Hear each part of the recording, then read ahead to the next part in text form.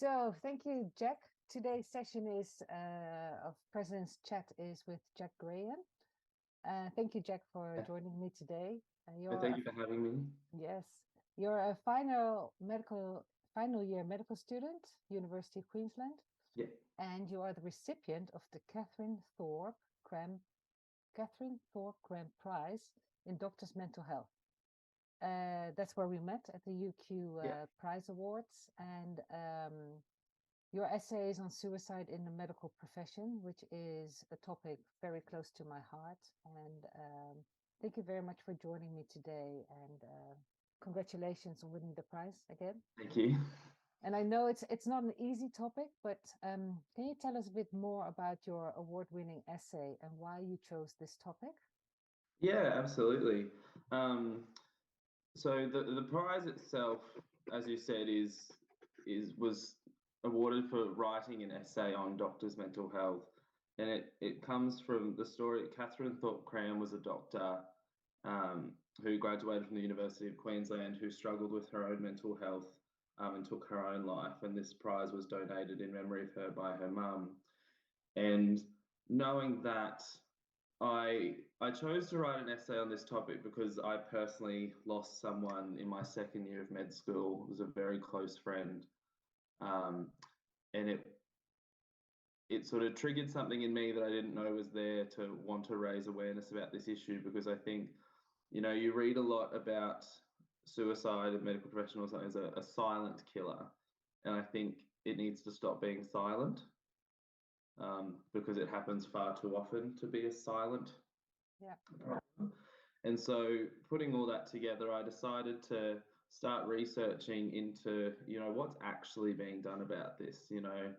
I feel like there's a lot of surveys about mental health and things that get sent around, but is there actually anything tangibly being done to look at ways that we can prevent suicide rather than just react to it? Mm-hmm. And that's really where I started writing the essay. So there's a parable I quite like that I heard when I was in high school.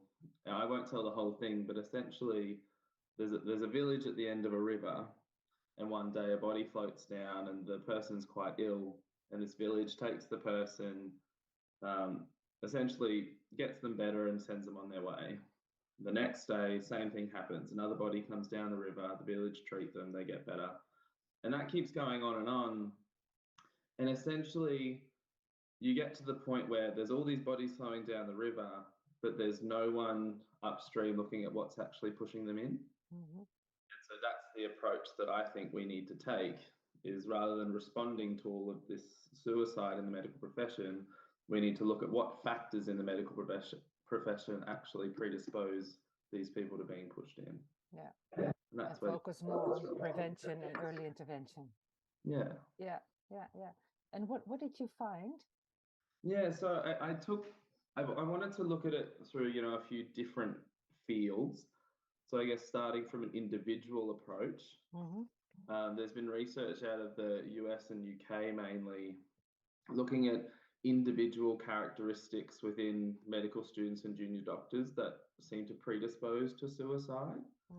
And what they found was a study in the UK, I believe, is that amongst medical students and doctors, there's higher rates of traits like perfectionism, which you and I both admit we probably have that as well.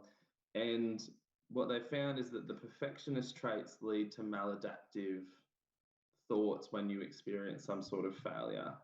Yeah. So if you've got someone who always wants to be a perfectionist and suddenly they get a bad mark, they're more likely to have an adverse outcome.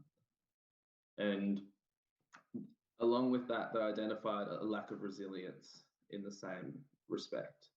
So a lack of an ability to deal with those, say, poor remarks or adverse life events in an effective and healthy way. And so what they found, interestingly, was in the UK, the resilience and grit, I suppose, was a lot better in the older doctors. And they say essentially the system weeds out the junior doctors who don't have that resilience and who have those perfectionist traits, which to me was quite concerning to see that that was their method of dealing with it, was, you know, just getting rid of the weak ones, essentially is how it came across.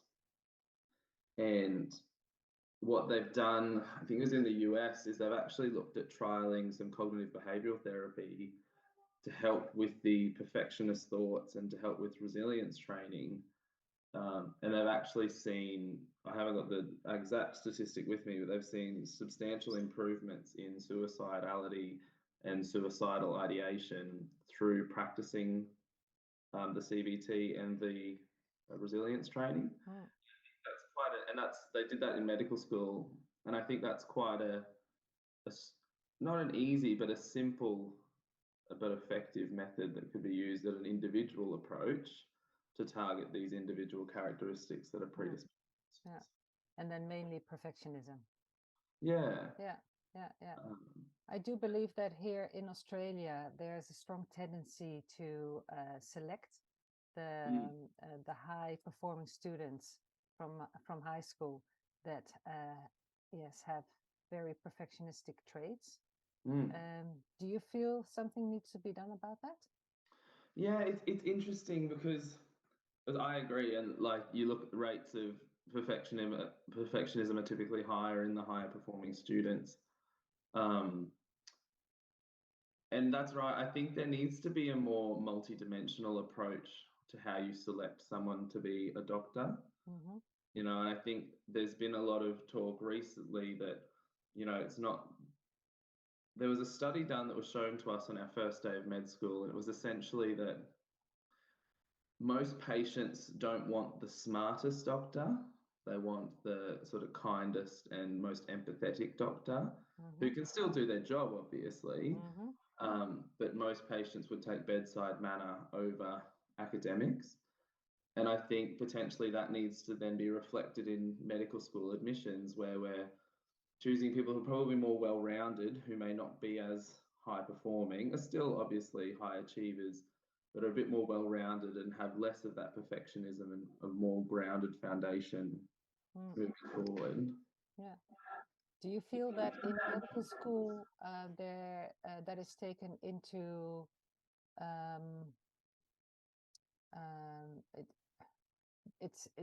that is something that is focused on, that you shouldn't be too perfectionistic and your bedside manners are maybe even more important? I mean, I don't think so, because I think in terms of, if you look at our assessment specifically for how you progress through medical school, the vast majority of that is academic.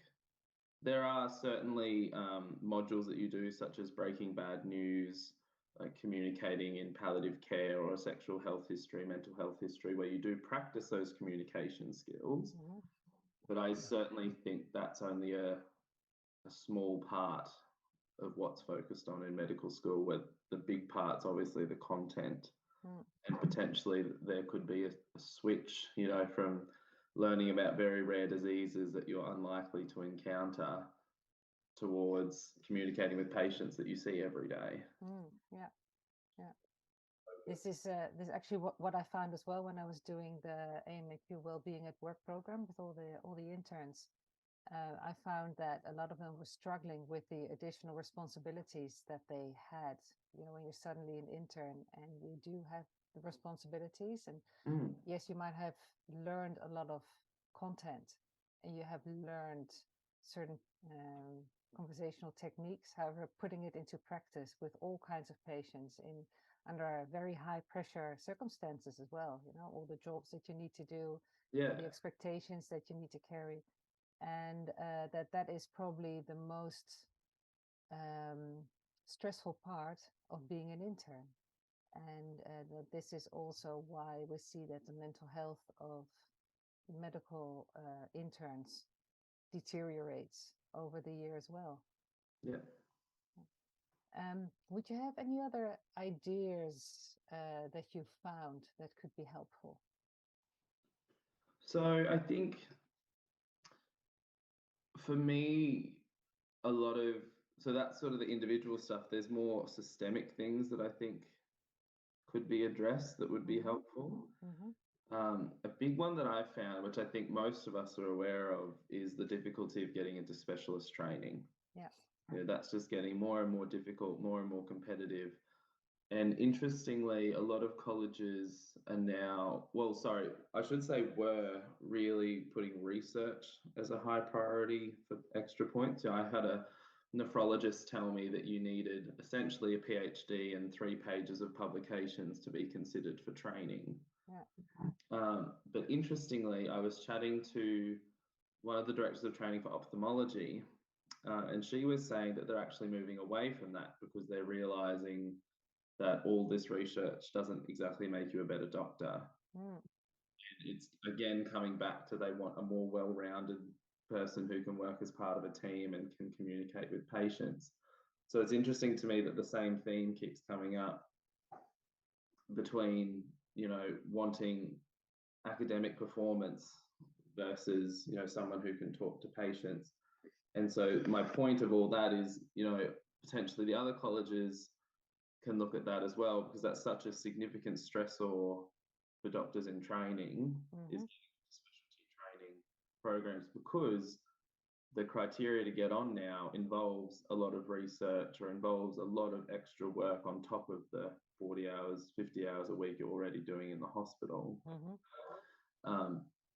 That doesn't exactly equate to a better doctor at the end. No, exactly. And so I think that's another thing that we can certainly improve on as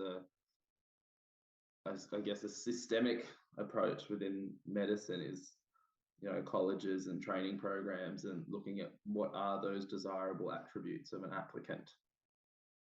Is it that they've done 30 papers that may or may not be that high quality?